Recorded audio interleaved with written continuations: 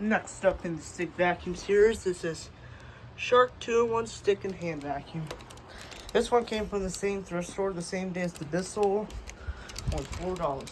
It all is missing the floor nozzle, but it's a pretty rare stick vacuum, so I just figured why not get it. But once again, you can turn it into a hand vacuum, but I'm gonna demonstrate you this.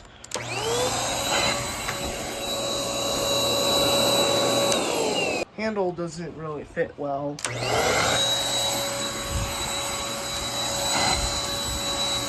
But although you can use it like this,